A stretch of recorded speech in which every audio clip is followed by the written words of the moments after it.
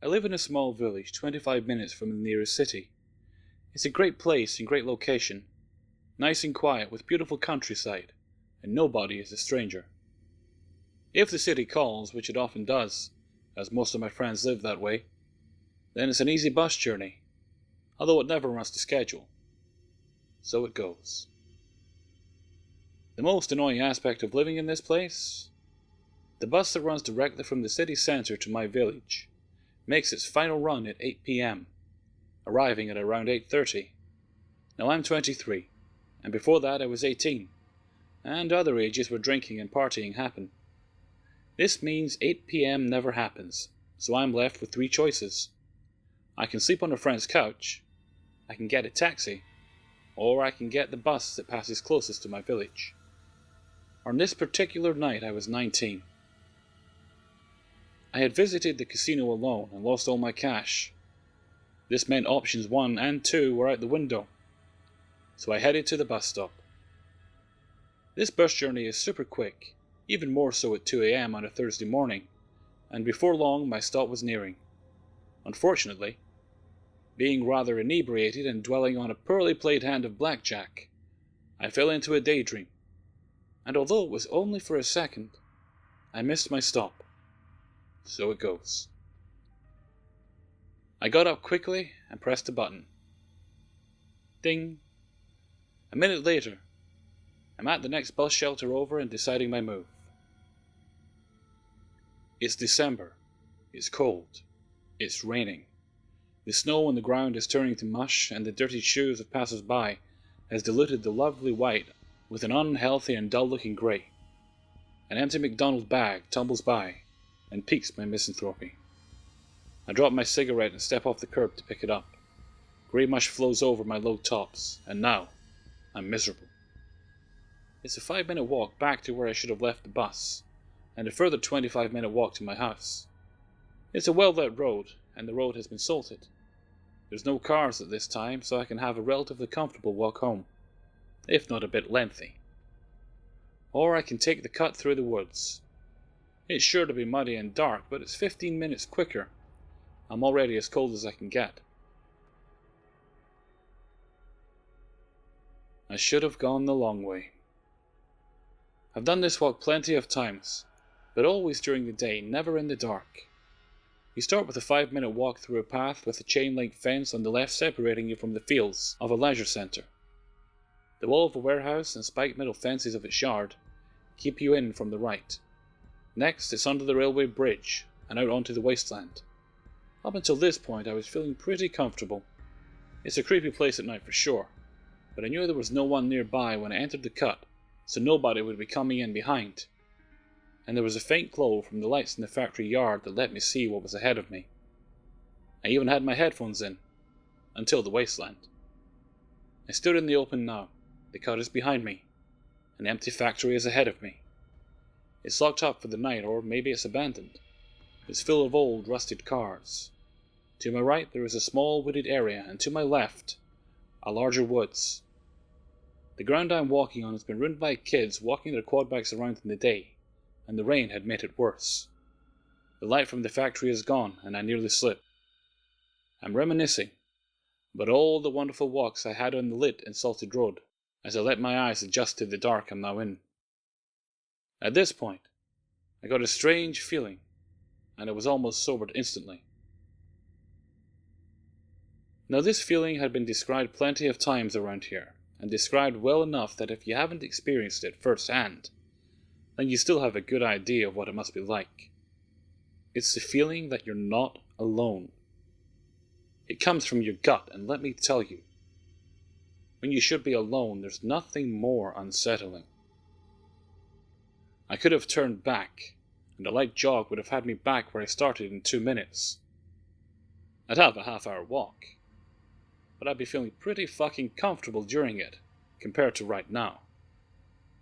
However, I couldn't see anyone, I couldn't hear anyone, and there was just no way anyone would be out at this time, and I'd laugh at myself as soon as I was wrapped up in my warm bed, which was only 10 minutes away if I carried on.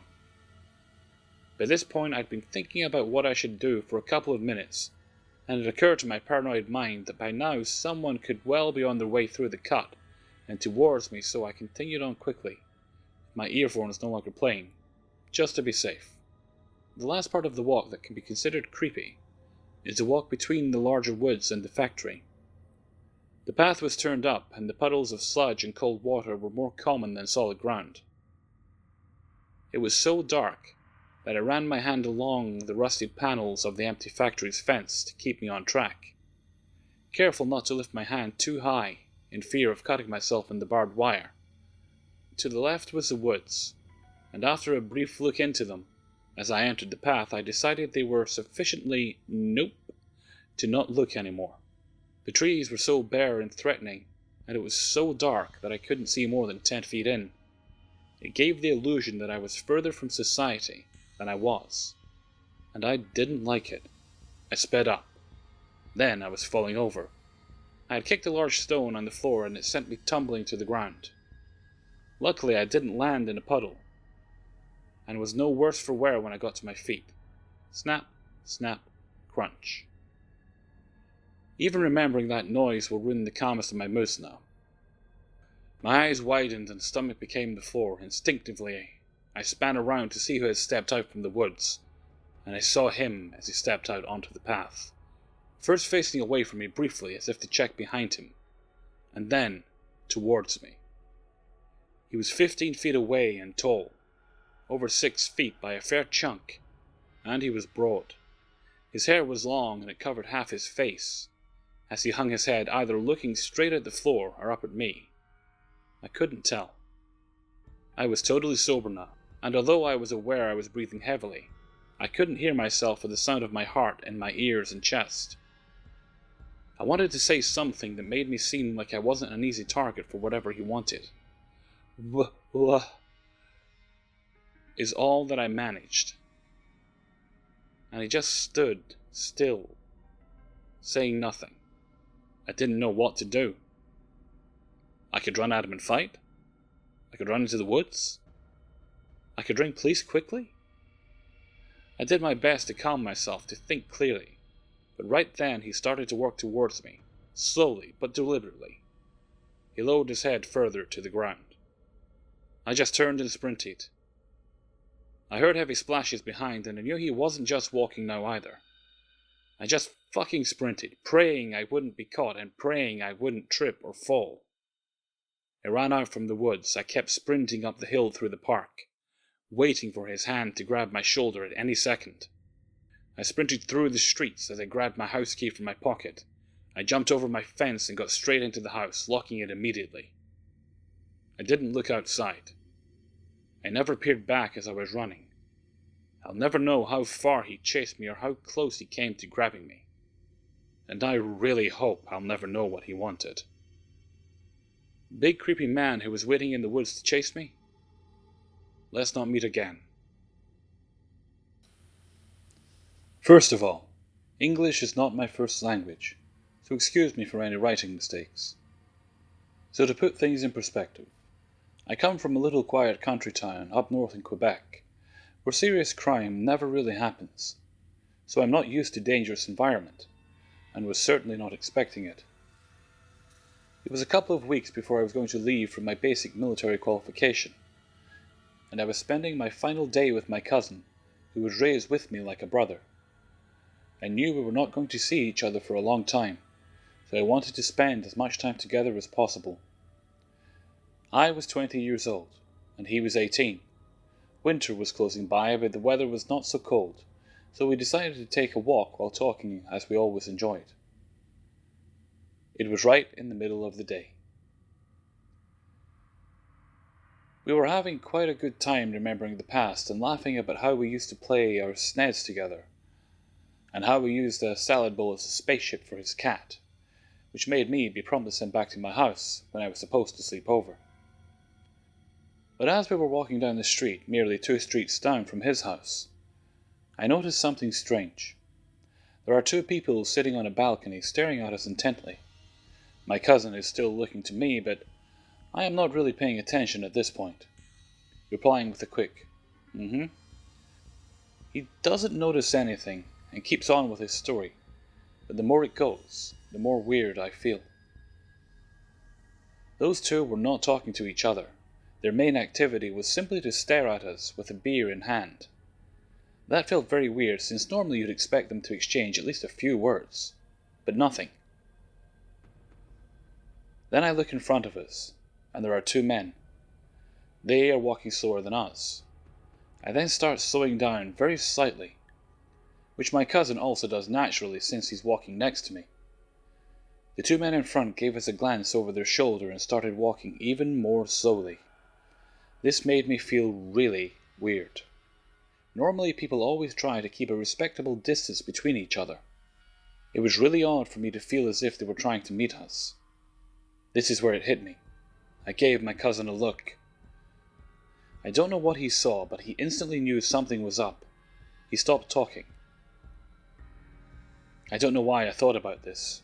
I looked at him and started talking about a story we already talked about 20 minutes ago. He knew to play along. My goal was to subtly look behind us, and surely, two men were walking fast and catching up.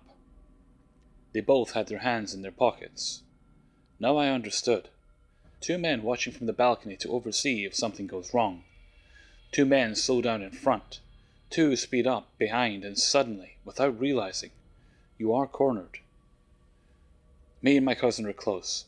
We've done many bad tricks together, like shooting cars with BB guns and running away together. I knew he wouldn't question me. I tugged on his sleeve as hard as I could and yelled, "Run!" And I bolted.